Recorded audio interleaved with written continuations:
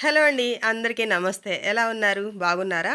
ఈరోజు నా favourite recipe మీకు పరిచయం చేయబోతున్నాను. అదేనండి ఎండు చేపలు టమాటో కూర. నిజంగా ఈ కర్రీ నాకెంతిష్టమంటే మాటల్లో చెప్పలేను. నాకు ఫస్ట్ టైమ్ ప్రెగ్నెన్సీ క్రేవింగ్స్ గూడా ఇదే కర్రీ. కానీ ఆ కర్రీ ఎంత ఇష్టంగా చేయించుకున్నానో తినలేకపోయాను. కానీ దాని మీద ఇష్టమైతే పోలేదు. తర్వాత నుంచి అదే మళ్ళీ నా ఫేవరెట్ కర్రీ గూడా ఇప్పటికి గూడా అదే. ఈ సోదంతా మాకెందుకు డైరెక్ట్ రెసిపీలోకొచ్చేయమంటారా? సరే ఈ రెసిపీ ఎలా చేయాలో చూసేద్దాము. ముందుగా ఎండు చేపల్ని హాఫ్ అన్ అవర్ నానబెట్టుకొని క్లీన్ చేసుకుని పక్కన పెట్టుకోవాలి. తర్వాత 8 పండిన టమాటాలు, 4 పచ్చిమిరపకాయలు, 2 ఆనియన్స్ సన్నగా స్లైసెస్ లాగా కట్ చేసుకోవాలి. ఇవన్నీ కట్ చేసుకుంటే సగం పని అయిపోయినట్లే. ఇంకేముంది కర్రీ చేయటం చాలా సింపుల్. ఒక బాండీ పెట్టుకొని కొంచెం ఆయిల్ అంటే 2 స్పూన్ల ఆయిల్ వేసి ఆయిల్ వేడయ్యాక మనం ముందుగా కట్ చేసి పెట్టుకున్న ఆనియన్, పచ్చిమిర్చి, కరివేపాకు, కొంచెం పసుపు వేసి మొత్తం వేయించుకోవాలి. ఆనియన్ బ్రౌన్ కలర్ వచ్చేంత వరకి ఫ్రై చేసుకోవాలి.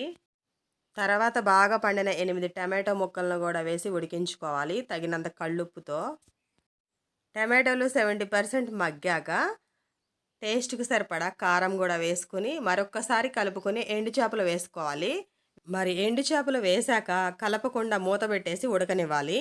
ఒకవైపు ఉడికిన తర్వాత మూత తీసి మళ్ళా రెండో వైపును గూడా తిప్పుకొని అటువైపు గూడా ఉడికించుకోవాలి.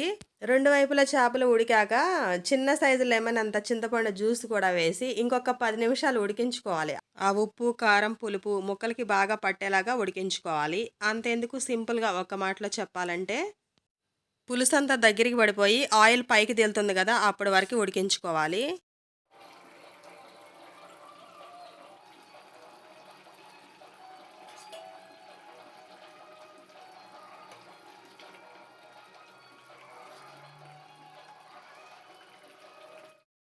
ఫైనల్‌గా కొరియాండర్‌తో గార్నిష్ చేసుకోవడమే. వేడి వేడి అన్నంతో వడ్డించుకొని తింటే ఉంటుంది. వారెవా!